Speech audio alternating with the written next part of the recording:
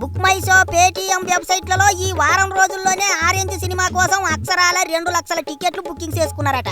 ఇది మామూలు రికార్డు కాదు. ఇప్పటిదాకా రెండోసారి రీ రిలీజ్ అయిన సినిమాకు ఇన్ని టికెట్లు బుకింగ్ చేసుకోవటం అంటే ఇదే మొదటిసారి. పైగా రీ రిలీజ్ సినిమాకి వర్కింగ్ డేస్ లో ఈ రేంజ్ లో టికెట్లు తెగుతున్నాయంటే రామ్ చరణ్ సత్తా, ఆరెంజ్ సినిమా గొప్పతనం ఆట ఉన్నది. మరి అందరేమో కానీ ఇప్పుడిప్పుడే ఈగలు మొలుస్తున్న కాలేజీకి వెళ్లే పిల్లలు ఆరెంజ్ సినిమాకి చాలా బాగా కనెక్టింగ్ అయిపోతున్నారట. వారిని ఇట్లాంటి సినిమా 15 ఏళ్ల కిందే తీశారా అని బచ్చాగాళ్ళంతా భలే ఖుషి అయిపోతున్నారట. సినిమా ఈ తరానికి తగ్గట్టు తీశారు కాబట్టే పాత తరంలో జనం ఒప్పుకోలేదు అనుకుంటున్నారట. 7 రోజుల్లో రెండోసారి రీ రిలీజ్ అయిన సినిమాకి 2.5 కోట్లు వచ్చాయి. ఇది వరకు ధనుష్ హీరోగా చేసిన 3 సినిమా కూడా రెండోసారి రీ రిలీజ్ అయింది. దానికి కూడా ఇట్లాంటి రెస్పాన్సే వచ్చింది.